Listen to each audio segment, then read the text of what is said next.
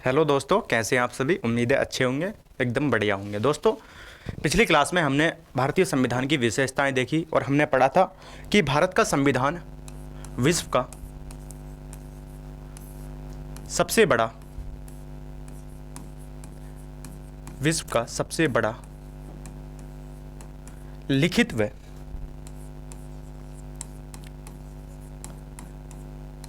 व निर्मित संविधान है। यानी अगर हम भारतीय संविधान की बात करते हैं तो दोस्तों, भारतीय संविधान विश्व का सबसे बड़ा लिखित और निर्मित संविधान है। भारत का संविधान संविधान सभा के द्वारा निर्मित है। भारत के संविधान का निर्माण संविधान सभा द्वारा किया गया है।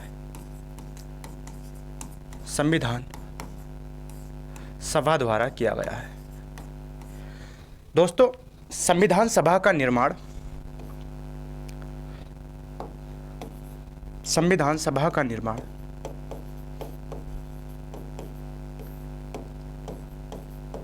या संविधान सभा का गठन नवंबर 1946 में कैबिनेट की सिफारिशों पर किया गया था। ये जो संविधान सभा थी दोस्तों, इसने भारतीय संविधान को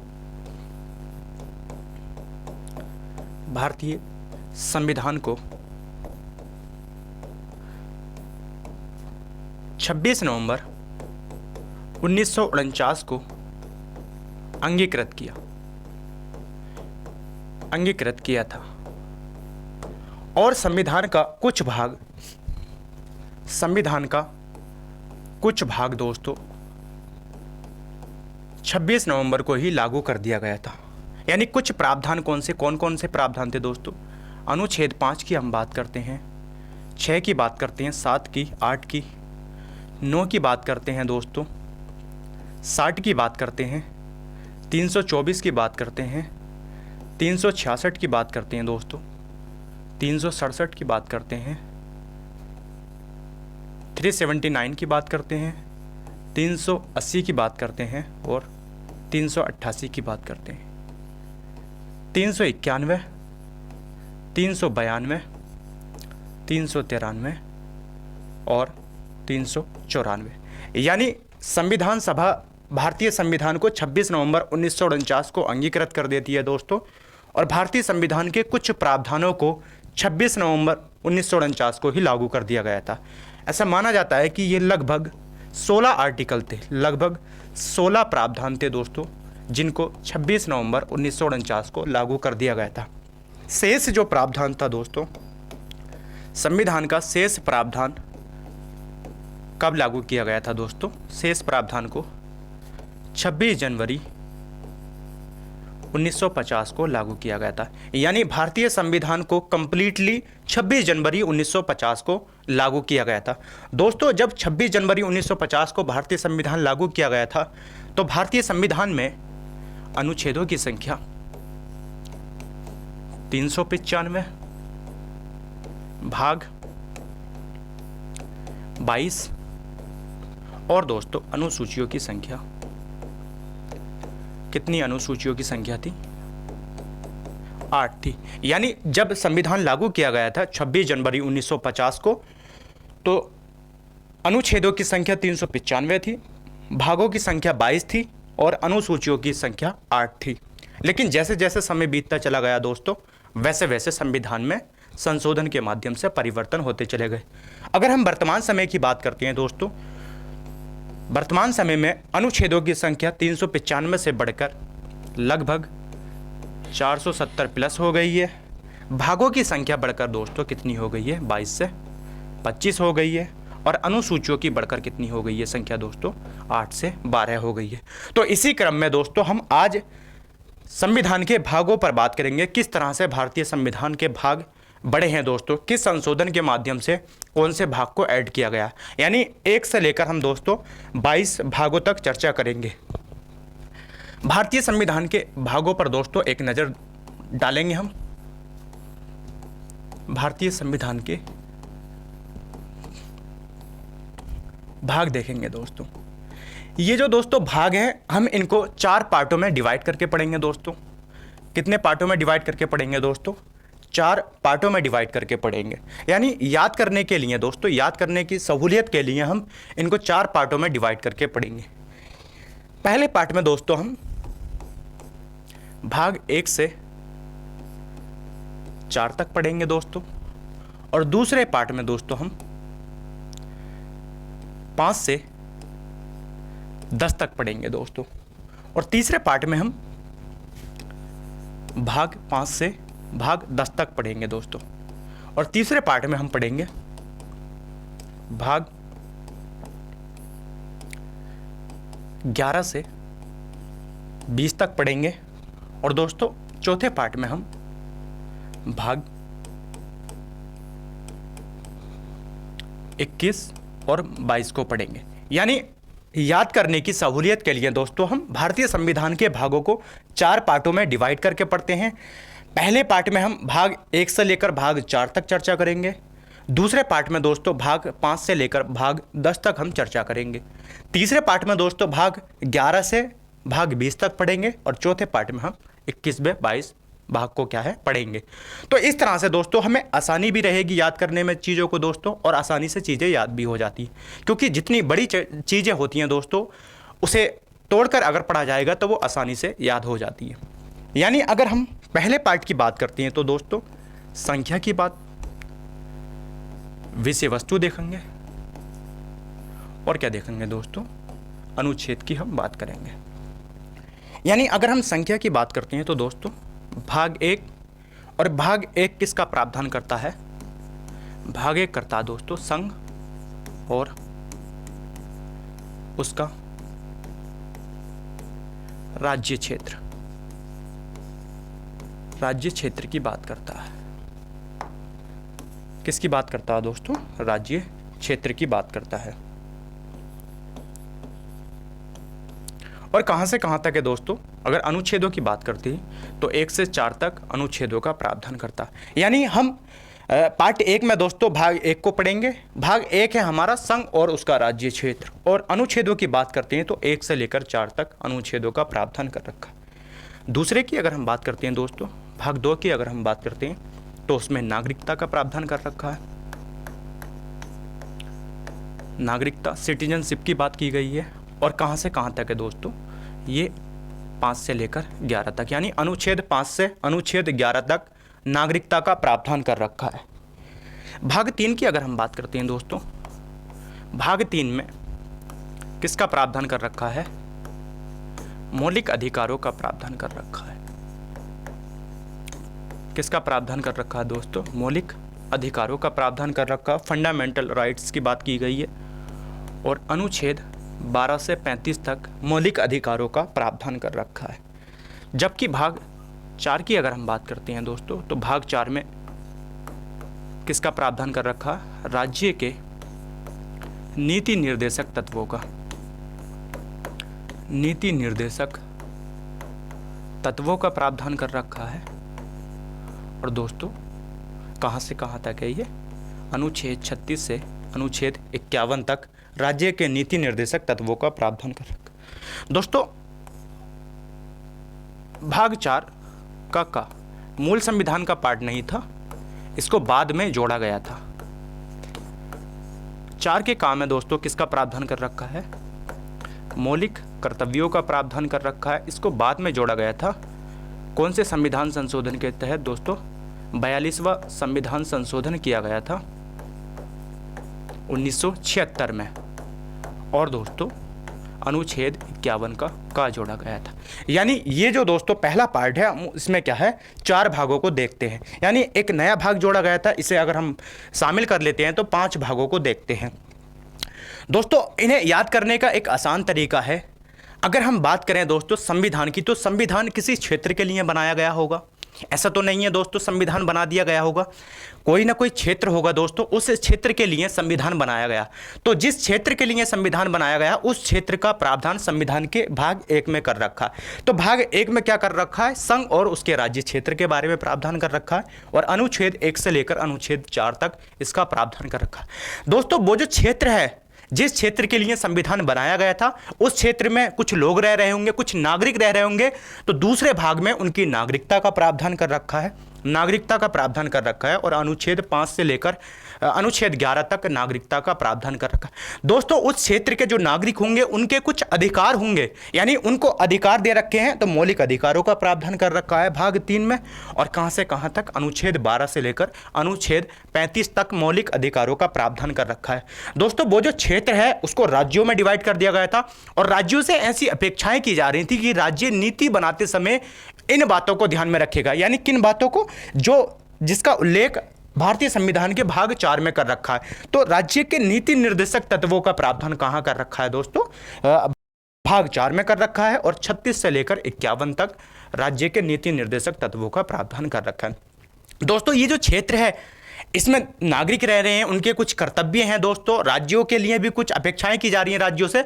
तो दोस्तों इस क्षेत्र के लिए दोस्तों जो नागरिक रह रहे हैं उनके भी कुछ कर्तव्य फिक्स कर दिए गए हैं, यानी मौलिक कर्तव्यों का प्रावधान कहां कर रखा है? 4 के कै में कर रखा है। दोस्तों मूल संविधान का ये पार्ट नहीं था, बल्कि इसको बाद में जोड़ा गया था, 42वें अमेंडमेंट 1976 के माध्यम से इसको जोड़ा गया था। ये जो प्रावधान है दोस्तों मौलिक कर्तव्यों का, ये रूस के संविधान से लिया गया है, यानी मूल संविधान में एक भी मौलिक कर्तव्य नहीं था। 42वां संविधान संशोधन 1976 के माध्यम से 10 मौलिक कर्तव्य जोड़े गए थे। लेकिन अगर वर्तमान संविधान की बात करते हैं तो दोस्तों वर्तमान संविधान में 11 मौलिक कर्तव्य हैं। तो दोस्तों इस तरह से हम पढ़ेंगे कि पहले एक क्षेत्र है, फिर उसमें नागरिक रह रहे हैं, फिर उन नागरिकों के कुछ अधिकार हैं दोस्तों, फिर राज्यों से कुछ अपेक्षाएं की जा रही हैं, और फिर उन नागरिकों के कुछ कर्तव्य फिक्स कर दिए गए हैं। तो इस तरह से क्या है दोस्तों, पहले पार्ट में इसको पढ़ेंगे। दूसरे पार्ट की अगर हम बात करते हैं दोस्तों, दूसरे पार्ट में हमारा उसी तरह से दोस्तों संख्या को पढ़ेंगे, विषय वस्तु को पढ़ेंगे, और किसको पढ़ेंगे? अनुच्छेदों को पढ़ेंगे। यानी अगर हम बात करते हैं तो दोस्तों हमारा भाग कौन सा आ जाता है दोस्तों? 5 आ जाता है। 5 में क्या प्रावधान कर रखा है दोस्तों? केंद्र और सरकार का प्रावधान कर रखा है, केंद्र व सरकार का प्रावधान कर रखा है।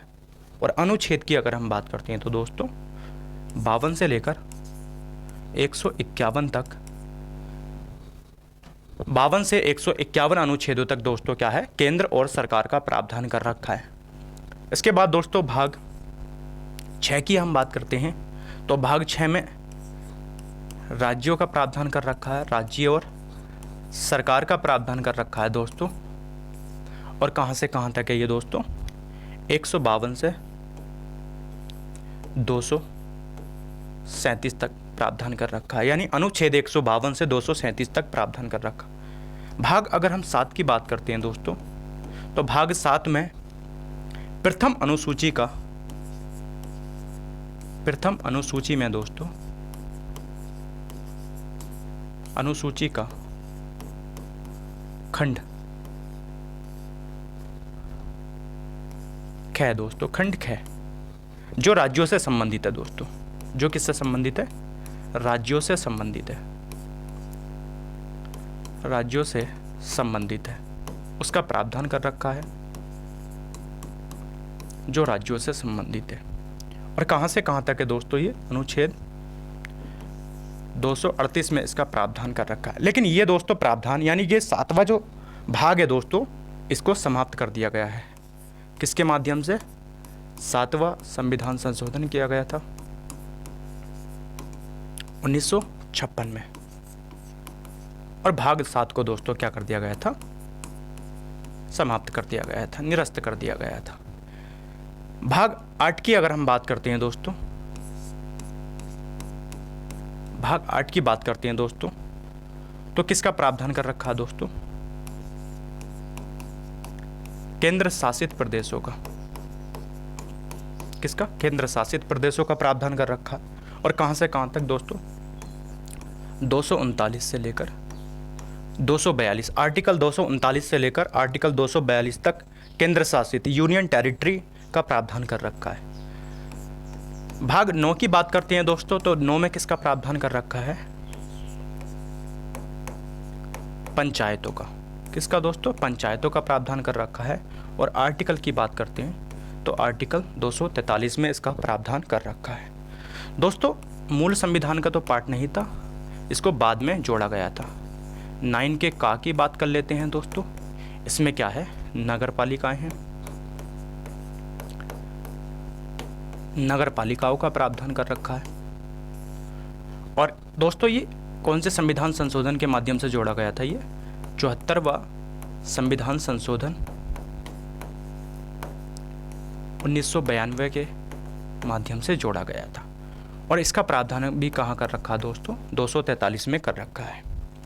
इसके बाद दोस्तों एक और नया भाग जोड़ा गया था जिसको हम 9 के खा के नाम से जानते हैं। इसमें क्या है? सहकारी समितियों के बारे में है दोस्तों। सहकारी समितियों के बारे में प्रावधान कर रखा है। ये भी मूल संविधान का पार्ट नहीं था दोस्तों, इसको बाद में जोड़ा गया था। 97वां संविधान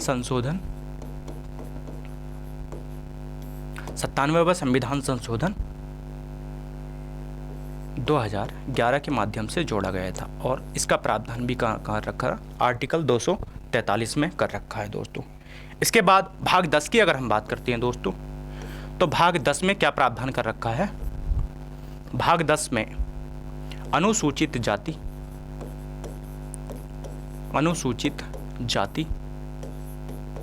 और दोस्तों क्या है? अनुसूचित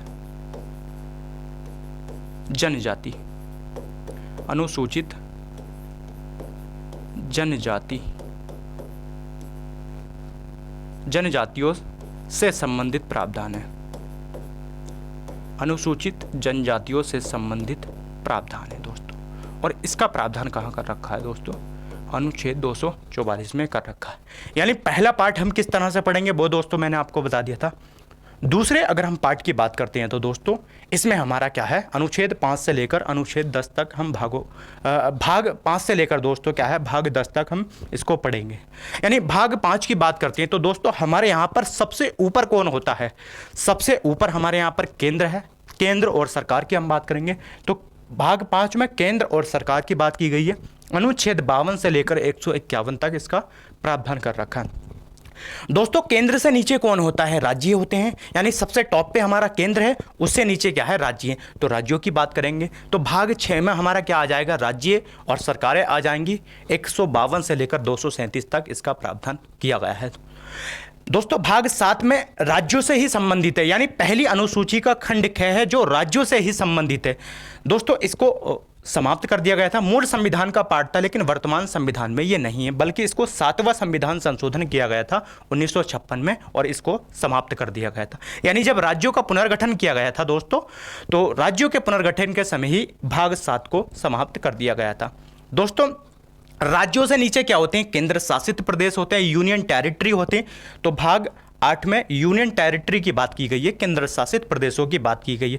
अनुच्छेद 239 से लेकर 242 तक इसका प्रावधान कर। दोस्तों यूनियन टेरिटरी से नीचे हमारी क्या होती है? पंचायतें होती हैं। तो भाग 9 में पंचायतों की बात की गई है और इसका प्रावधान अनुच्छेद 243 में कर रखा है दोस्तों मूल संविधान का पार्ट नहीं थे। 9 का का की बात करते हैं, 9 के खा की बात करते हैं। तो 9 के का में क्या है? नगर पालिकाओं को अलग से जोड़ा गया था। 74वां संविधान संशोधन 1992 के तहत नगर पालिकाओं के प्रावधान को जोड़ दिया गया था। आर्टिकल 243 में इसका प्रावधान कर रखा है। दोस्तों 9 के खा की बात कर लेते हैं। मूल संविधान का पार्ट नहीं था। यानी दोस्तों ये जो सब क्लाउज हैं ये मूल संविधान का पार्ट नहीं है, बल्कि इनको बाद में जोड़ा गया था। सहकारी कोऑपरेटिव सोसाइटीज़ की बात की गई है। मूल संविधान का ये भी पार्ट नहीं था। इसको 97वां संविधान संशोधन 2011 के माध्यम से जोड़ दिया गया था और आर्टिकल 243 में इसका प्रावधान कर रखा है।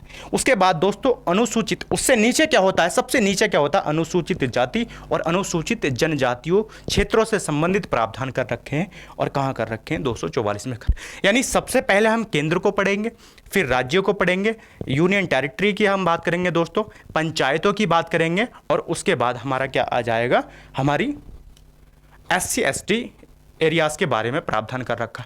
तो इस तरह से क्या है? हम पढ़ेंगे केंद्र, राज्य, केंद्र को पढ़ेंगे दोस्तों, राज्यों को पढ़ेंगे और हम क्या पढ़ेंगे? केंद्र शासित प्रदेशों को पढ़ेंगे, पंचायतों को पढ़ेंगे दोस्तों, और फिर क्या है, SC ST एरियाज को हम पढ़ेंगे। तो इस तरह से आप याद करेंगे तो आसानी से आपके क्या है, याद हो जाएंगे दोस्तों। उसके बाद दोस्तों हम भाग 11 की बात करते हैं। संख्या पढ़ेंगे, विषय वस्तु, और क्या है दोस्तों, अनुच्छेदों की बात करेंगे। अनुच्छेदों की बात करेंगे दोस्तों। भाग 11 की हम बात करते हैं।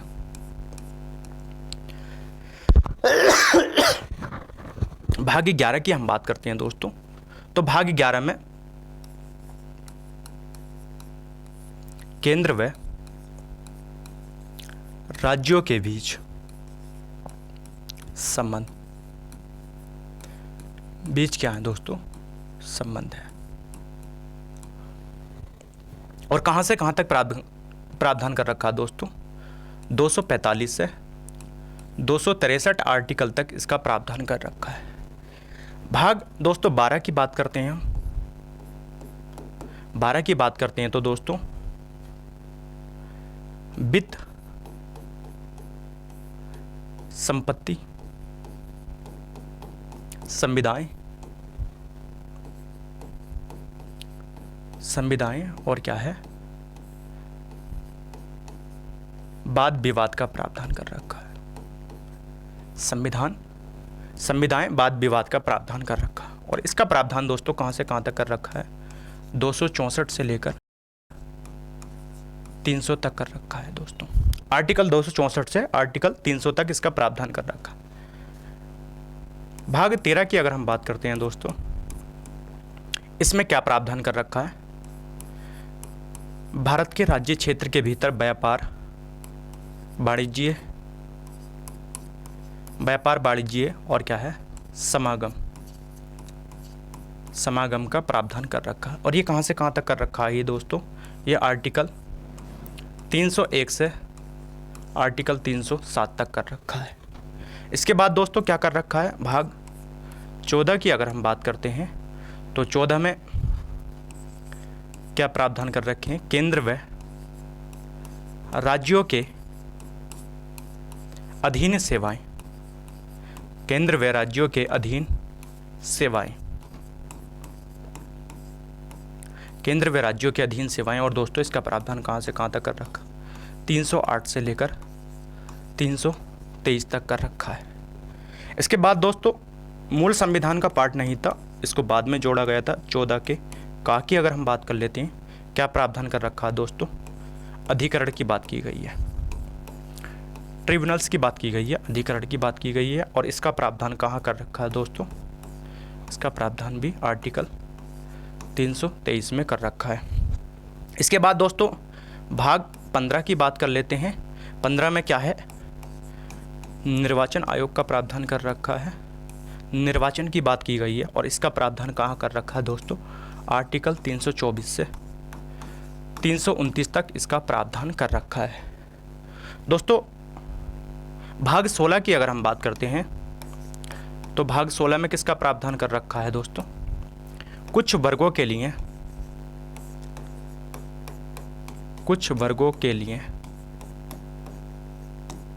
विशेष प्रावधान कर रखे हैं, विशेष प्रावधान कर रखे हैं दोस्तों। क्या कर रखा है, विशेष प्रावधान कर रखा। और इसका प्रावधान कहां से कहां तक, 330 से लेकर दोस्तों 342 तक कर रखा है। भाग 17 की अगर हम बात करते हैं दोस्तों, तो भाग 17 में किसका प्रावधान कर रखा है, राजभाषा का कर रखा है, ऑफिशियल लैंग्वेज की बात की गई है दोस्तों। और इसका प्रावधान कहां से कहां तक कर रखा है दोस्तों, 343 से लेकर 351 तक कर रखा है। भाग 17 के बाद दोस्तों भाग 18 की हम बात करते हैं। भाग 18 में किसका प्रावधान कर रखा है दोस्तों,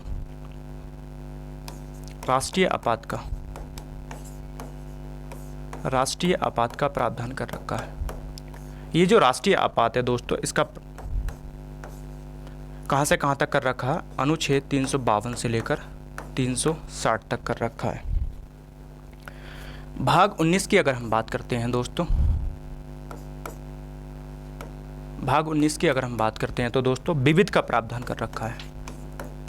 किसका? विविध का कर रखा है। और दोस्तों मिसलेनियस की बात की गई है, और कहाँ से कहाँ तक दोस्तों? 361 से लेकर 367 तक इसका प्रावधान कर रखा है। इसके बाद दोस्तों भाग 20 की अगर हम बात करते हैं, भाग 20 में किसका प्रावधान कर रखा है दोस्तों? संविधान में संशोधन का। संविधान में संशोधन का प्रावधान कर रखा है। और ये कहाँ से कहाँ तक कर रखा है दोस्तों? अनुच्छेद की बात करते हैं तो अनुच्छेद 368 में इसका प्रावधान कर रखा है। यानी दोस्तों अगर हम बात करते हैं दोस्तों तीसरे पार्ट की, तो तीसरे पार्ट को हम किस तरह से पढ़ेंगे दोस्तों? 10 तक हमने देख लिया था। अब हम 11वें भाग की बात करते हैं, यानी भाग 11। यानी जैसे ही 2011 लगती है दोस्तों, तो एक लड़की होता है, एक लड़का होता है, उनके बीच संबंध बन जाते हैं। यानी केंद्र को लड़का मान लीजिएगा और राज्य को लड़की मान लीजिएगा, तो केंद्र व राज्यों के बीच संबंध बन जाते हैं दोस्तों। यानी 2011 लगते ही क्या है, लड़का और लड़की के बीच संबंध बन जाते हैं, और इस संबंध को चलाने के लिए दोस्तों पैसे की आवश्यकता होती है। तो 2012 की अगर हम बात करते हैं, यानी 12वें भाग की बात करते हैं, तो 12वें भाग में क्या दे रखा है? वित्त, संपत्ति, संविदाएं और वाद विवाद दे रखा। यानी दोस्तों रिश्ता बनता है, संबंध बनते हैं, संबंध को चलाने के लिए पैसे की आवश्यकता होती है, और पैसा कमाने के लिए दोस्तों व्यापार करना पड़ता है। तो भाग 13 में हमारा क्या दे रखा है? व्यापार, वाणिज्य, समागम की स्वतंत्रता दे रखी है। आर्टिकल 301 से 307 तक इसका प्रावधान कर रखा है।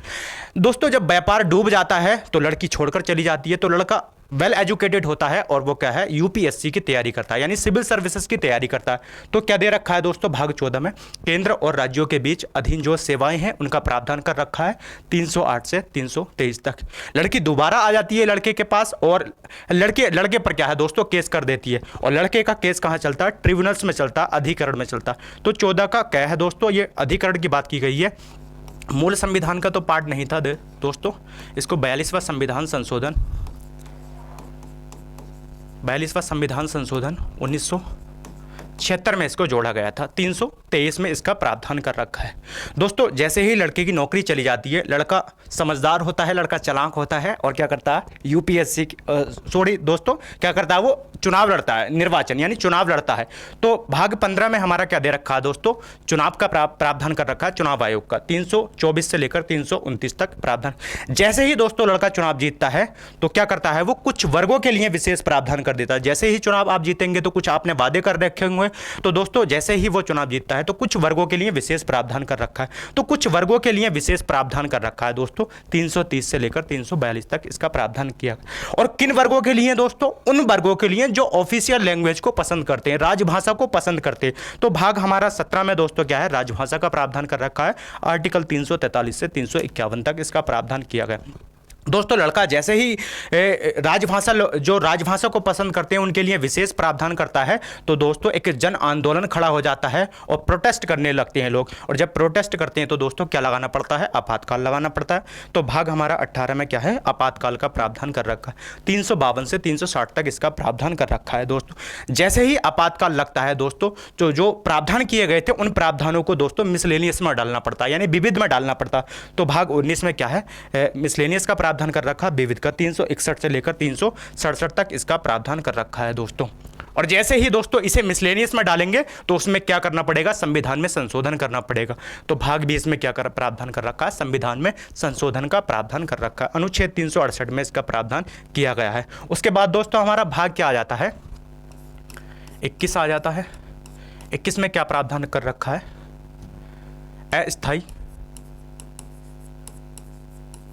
अस्थायी, संक्रमणशील, अस्थायी, संक्रमणशील और क्या है? विशेष उपबंध।